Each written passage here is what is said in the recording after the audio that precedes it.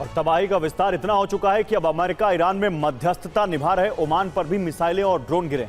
Oman के port को बड़ा नुकसान पहुंचा है और इस हमले को लेकर दो अलग अलग कयास लगाए जा रहे हैं। ईरान इसे इजरायल का अटैक बता रहा है, जबकि इजरायल ने इसे ईरान के हमले बताया। आखिर कौन सच बोल रहा है और ओमान पर हमले करके अरब में किस तरह के समीकरण बन सकते हैं, इस एक्सक्लूसिव स्टोरी में जानिए क्यों ओमान बना टारगेट। उनमें से एक देश है ओमान, जो अमेरिका ईरान में मध्यस्थता करा रहा था। उसकी राजधानी मस्कट में वार्ता के 2 चरण भी हुए थे।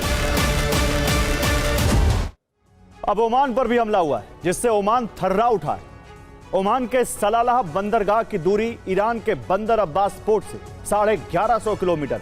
ओमान यूएस ईरान वार्ता में एक मध्यस्थ था। ओमान की राजधानी मस्कट में 2 दौर की वार्ता हुई थी। ये हमले बता रहे हैं कि अब ओमान भी सुरक्षित नहीं है। पोर्ट पर मिसाइल और ड्रोन अटैक किया गया, इससे ऑयल स्टोरेज फैसिलिटी ध्वस्त हो गई। वहां खड़े ऑयल टैंकर में भी आग लग गई। सलालाह ओमान का सबसे बड़ा पोर्ट है। इसकी स्टोरेज क्षमता 1.6 मिलियन बैरल है।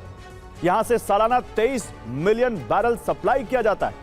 यूरोप, एशिया और अफ्रीका के देशों तक तेल सप्लाई होता है। हालांकि अमेरिका की तरफ से कहा गया है कि हम ईरान के हमले रोकने के लिए पूरी तरह तैयार हैं। डिफेंस सिस्टम की तैनाती बढ़ाई जा रही है। हर परिस्थिति पर पेंटागन की नजर है। फारस की खाड़ी एपिसेंटर बन चुकी है। टारगेट पर ऑयल टैंकर और टर्मिनल है। सबसे पहला टारगेट यूएई पोर्ट है, जिसकी बंदर अब्बास बंदरगाह से दूरी 233 किलोमीटर है, जबकि ओमान पोर्ट ईरान से 450 किलोमीटर दूर पड़ता है। सऊदी अरब पोर्ट की बंदर अब्बास से दूरी 800 किलोमीटर है। इराक के बंदरगाह की ईरान से दूरी 855 किलोमीटर है, जबकि कुवैत पोर्ट भी 902 किलोमीटर है, जहां ईरान हमला कर सकता है। ओमान पर हमले में ईरान का हाथ होने का पहला सबूत है कि हमलों में कामिकाज़े ड्रोन शाहिद का नया वर्जन इस्तेमाल किया गया। ड्रोन और मिसाइल ईरान के पोर्ट बंदर अब्बास की तरफ से आते दिखाई दिए, जबकि इजराइल इतनी दूर ड्रोन नहीं भेज सकता। इसके लिए अमेरिका को अपने युद्धपोत का इस्तेमाल करना होता, जबकि ऐसा हुआ नहीं। जबकि अभी तक कोई सैटेलाइट और रडार डेटा भी ईरान ने नहीं दिया है, जिससे इजराइल का हाथ होने की पुष्टि हो। बड़ी खबर आ रही है इस वक्त दुबई से। बड़ी खबर आ रही है, दुबई में बुर्ज खलीफा पर ड्रोन हमला हुआ है। दुबई की शान कहा जाता है बुर्ज खलीफा, और वहां पर ड्रोन अटैक। यूएई की फोर्स ने इस ड्रोन को इंटरसेप्ट किया। बाल बाल बचा है बुर्ज खलीफा। बुर्ज खलीफा के पास गिरा है ड्रोन का मलबा।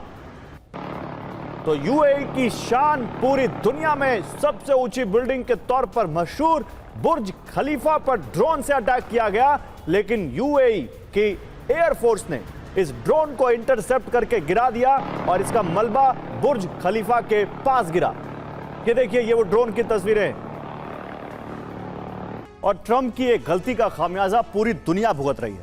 ईरान ने धरती पर सबसे बड़ा ऊर्जा संकट खड़ा कर दिया है। ट्रंप का अंदाजा यह था कि 2025 की तरह इस बार भी 10-12 दिन में युद्ध निपट जाएगा, लेकिन खामनेई की मौत के बाद ईरान फिदायीन बन गया है। हथियार ठिकानों पर लगातार हो रहे हमलों के बाद ईरान के सामने यूज इट और लूज इट का ही विकल्प बचा था, यानी या तो इस्तेमाल करो या खो दो। ईरान ने पहले विकल्प को चुना। वो अपने सभी हथियारों का इस्तेमाल कर रहा है और इनसे अरब सहित अमेरिका को भीषण नुकसान हो रहा है।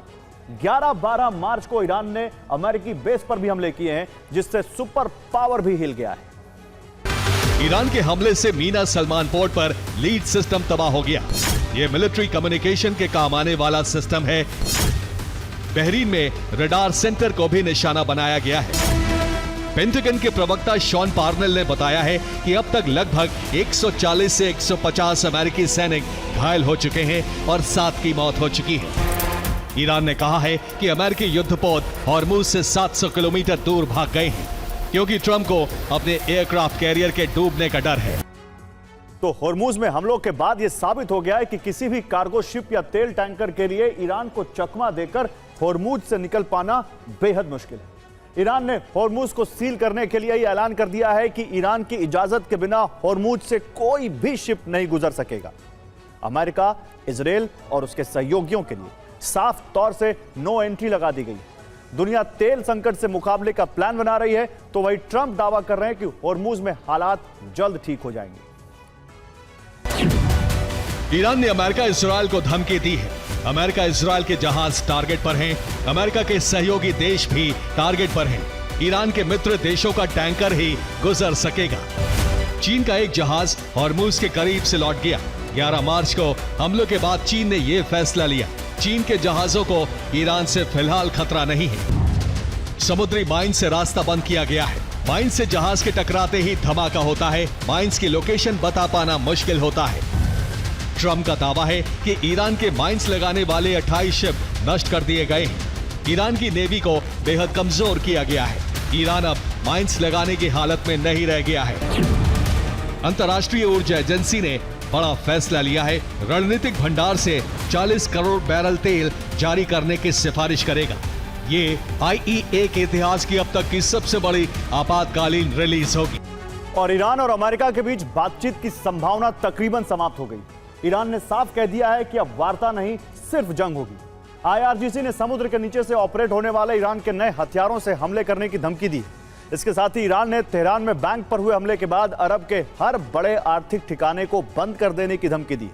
इस चेतावनी के बाद मध्य पूर्व के कई अंतर्राष्ट्रीय बैंक खतरे में आ गए। अरागची ने कहा है कि तेहरान में ईरान के सबसे पुराने बैंकों में से एक बैंक सेपा के प्रशासनिक भवन पर हमला हुआ है। अमेरिका ने ईरान के आर्थिक ढांचे को निशाना बनाने की कोशिश की है। ईरान के सैन्य कमांड मुख्यालय खातम अल अनबिया के प्रवक्ता इब्राहिम जुल्फकारी ने कहा है कि अगर ईरान के आर्थिक ढांचे को निशाना बनाया गया तो जवाब भी आर्थिक हितों पर दिया जाएगा और इसका खामियाजा पूरे अरब में अमेरिका को भुगतना पड़ेगा। और समुद्र के नीचे सुरंग और इन सुरंगों के भीतर छिपी है ईरान की नई सैन्य रणनीति। ईरान का दावा है कि उसने समुद्र के भीतर ऐसे लॉन्च सिस्टम तैयार किए हैं जहां से मिसाइल सीधे अंडर वाटर टनल से दागी जा सकती है। मिसाइल तेज रफ्तार से पानी को चीरते हुए ऊपर निकलती है और कुछ ही सेकंड में अपने लक्ष्य की ओर बढ़ जाती है। ईरान की ऐसी मिसाइलों की स्पीड करीब 100 मीटर प्रति सेकंड हो सकती है और इनके संभावित टारगेट अमेरिका और इजराइल और दुश्मन के युद्धपोत और अरब देशों के तेल टैंकर होंगे। यानी समुद्र के रास्ते होने वाला व्यापार और नेवी ताकत दोनों इस रणनीति के दायरे में आ सकते हैं। अब देखिए, ईरान के संभावित आर्थिक टारगेट बैंक, तेल टर्मिनल, शिपिंग पोर्ट, ये सब उसके आर्थिक टारगेट हो सकते हैं।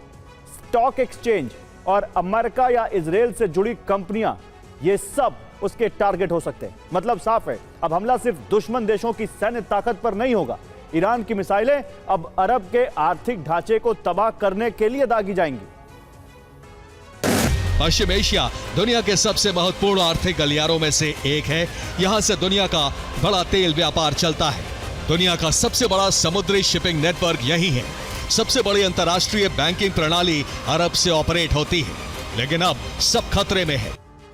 तो ईरान की नई चेतावनी के बाद सबसे बड़ा खतरा अरब देशों के अंतर्राष्ट्रीय बैंकों पर मंडरा रहा है, खासकर उन बैंकों पर जिनके मुख्यालय अमेरिका, इजराइल या यूरोप में। अरब के बैंक और आर्थिक ठिकानों को निशाना बनाने वाली ईरान की चेतावनी के बाद पूरे मध्य पूर्व के बैंकिंग सेक्टर में अलर्ट बढ़ गया है। सबसे बड़ा खतरा दुबई के सिटी बैंक पर है। यह अमेरिकी बैंक है जिसका मुख्यालय अमेरिका के न्यूयॉर्क में है। इसी तरह कतर का HSBC ऑफिस भी टारगेट पर है। यह ब्रिटेन का बहुराष्ट्रीय बैंक है और इसका मुख्यालय लंदन में है। इसके अलावा बहरीन में मौजूद अमेरिकी वित्तीय संस्थान भी ईरान का टारगेट हो सकते हैं। खतरा सऊदी अरब में मौजूद विदेशी बैंकों पर भी है।